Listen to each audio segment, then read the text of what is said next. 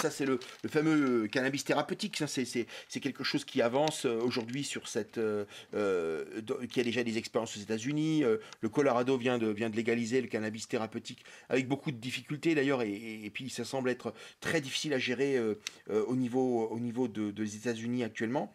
Donc on voit ici la carte d'Europe avec les pays en rouge où c'est encore complètement illégal et les pays en vert où le cannabis est déjà plus ou moins légalisé ou en tout cas toléré. On voit que s'il y a du THC, hein, ici, vous voyez le THC en rouge.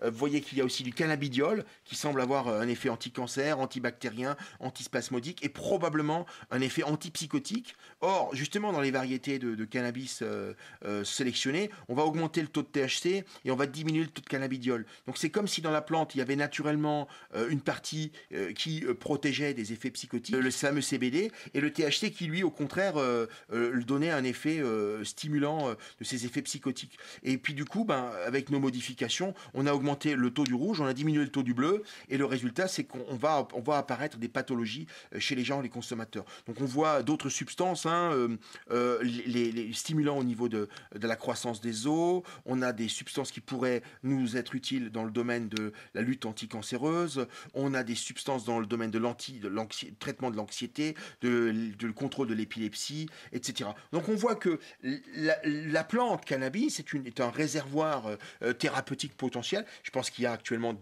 des dizaines de laboratoires qui travaillent sur le sujet et qui essayent de réfléchir à la façon d'utiliser et de contrôler ces médicaments, d'en faire des vrais médicaments qui sont valorisés et utilisés. Et comme tout médicament, ils auront leurs effets secondaires, un coût, et ils ne seront pas non plus bénins à prendre. Le cannabis, c'est un produit qui n'est pas bénin. Moi, je voudrais dire aujourd'hui à tous ceux qui nous écoutent, attention, le cannabis, 50% des gens vont en prendre et ont souvent un souvenir mitigé, en tout cas pas négatif, avec peut-être quelques soirées où ils ont beaucoup rigolé, mais 50% des gens qui vont le prendre vont rentrer dans autre chose, vont devenir dépendants, et la dépendance, très franchement, c'est une chaîne, c'est un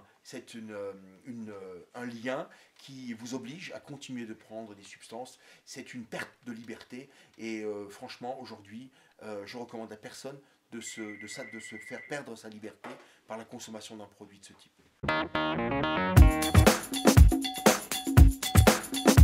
Mais c'est un marché illégal, Ouais, donc vous ne pouvez rien contrôler. ouais. Vous avez des gens qui vont vous vendre en disant c'est un bon produit, un mauvais produit, vous ne savez pas ce que c'est. Il n'y a pas si longtemps, on a arrêté un dealer en Allemagne qui alourdissait ses rails, ses produits de coupe de cannabis en y mettant de la sciure de plomb. Et les gens attrapaient le saturnisme, une maladie rarissime qui n'existait plus depuis la déchéance de l'Empire romain. Vous imaginez bien, ils mettaient de la sciure de plomb là-dedans pour les faire plus lourds, dans ces barrettes de shit. Bon, donc c'est un produit illégal, vous ne pouvez pas savoir ce qu'il y a dedans.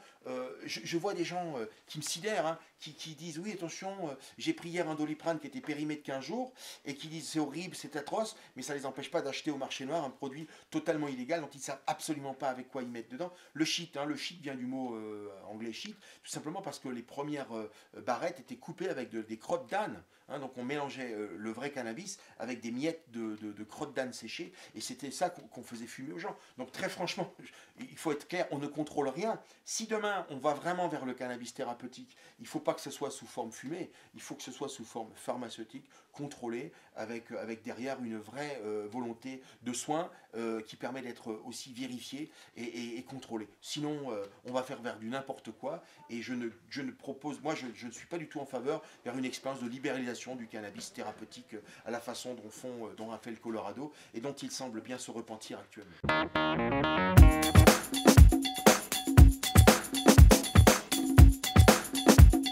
J'espère vous aurez montré que c'est un produit dangereux. Parce que si 50% des gens qui le prennent deviennent dépendants, c'est vachement dangereux. Donc sincèrement, je ne le conseille à personne. Je ne conseille à personne de tenter le diable, si j'ose m'exprimer ainsi.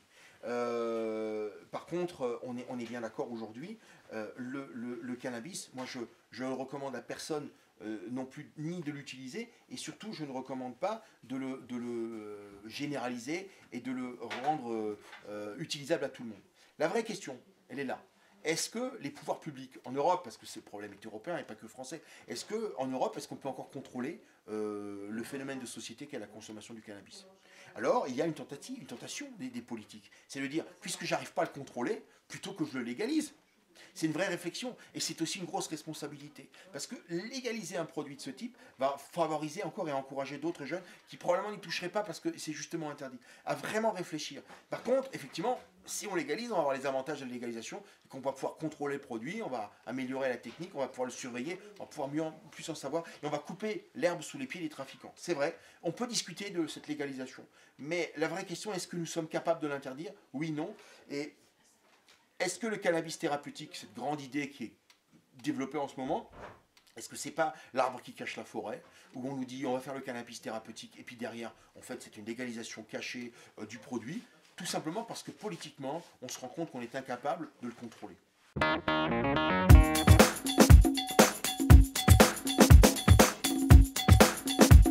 Mon opinion est personnelle, elle n'engage que moi.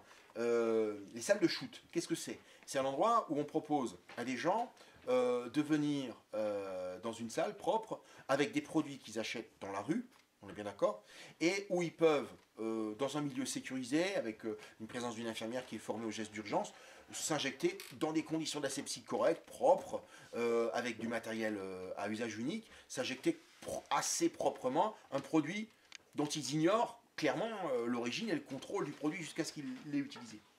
Franchement, quand on a compris que l'addiction est une maladie en particulier, et pas que, mais en particulier, qui modifie quelque chose dans le cerveau, on sait que les toxicomanes ont quelque chose qui va faire partie d'eux pendant très longtemps, pendant une très longue période de leur vie, dont on espère peut-être un jour les guérir. En tout cas, ça va durer des années et des années. Quand on voit ceux à qui on propose la méthadone, on va avoir aujourd'hui des gens qui vont être à la retraite dans des maisons de retraite avec de la méthadone. C'est inimaginable, mais ça va arriver, donc très, très bientôt. Donc clairement, je pense que plutôt que de les laisser s'injecter des saletés dans la rue avec des petites cuillères dans lesquelles il y avait n'importe quoi avant, je préfère à la limite qu'ils le fassent proprement dans un endroit où on leur donne, etc.